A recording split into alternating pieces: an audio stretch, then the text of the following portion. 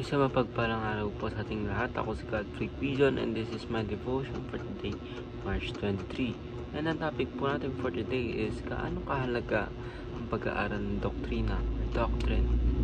So ano po ba yung doktrina? Doktrina daw po is a Christian theology where doctrine refers to the fundamental teachings and beliefs derived from the Bible that define the Christian faith. These teachings provide a framework for understanding God, salvation, and the church and the Christian life.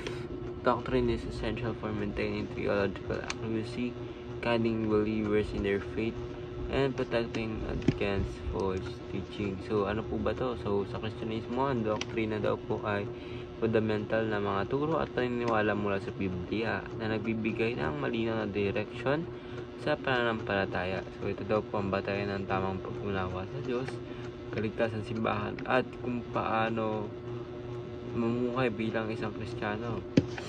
So, ang scripture po natin for today is Titus chapter 1 verse 9. Basahin ko po.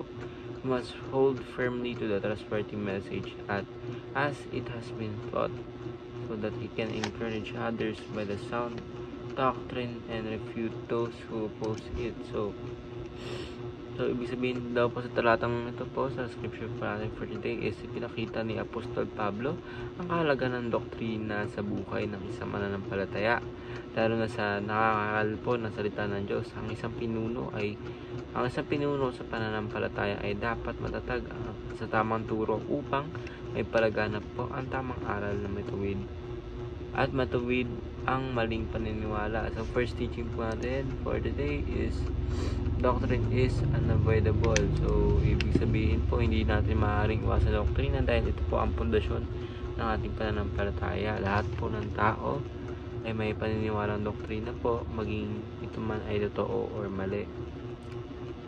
So, ang tamang doktrina daw po sa buhay ay nagmumula lamang sa salita po ng ating Panginoon. So, second teaching pattern is studying doctrine is loving God with all of our minds. So, sabi ni Jesus sa Matthew chapter 22 verse 37 na mahalin natin ng Diyos ng buong puso, kaluluwa at isipan.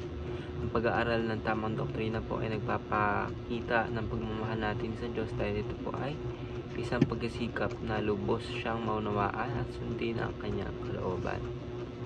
So, last teaching po is right doctrine leads to right living. So, ang ibig sabihin po nito ay maling doktrina ay nagdudulot ng maling pamumuhay, samantalang ang tamang doktrina ay gumagabay at nagdudulot po ito ng sa atin patungo sa kabanalan. So sa Efeso chapter 4 verse 14 to 15 naman po, pinapaalalanan tayo na huwag maging pabago-bago ang ating pananampalataya at huwag magpapadala po sa maling turo, kaya kailangan po na malinaw po yung doktrina po natin. Conclusion po ay pag-aaral ng tamang doktrina po ay napakalaga po sa atin na mananampalataya dahil ito po ang pundasyon ng ating pananampalataya at pamumuhay bilang mga Kristiyano. Kung wala po ito, magiging madali tayong langin po ng mga maling aral. Kaya naman, tulad po ng sinabi sa Santiago chapter 1 verse 22, hindi lang dapat tayo maging tagapakinig kundi kakapagtupad din ng salita ng ating Panginoon Diyos. So ako po si Godfrey Vision and this is my devotion for today, March 23. Sana po ay marami kayong natutunan. Ayun lang po, and God bless.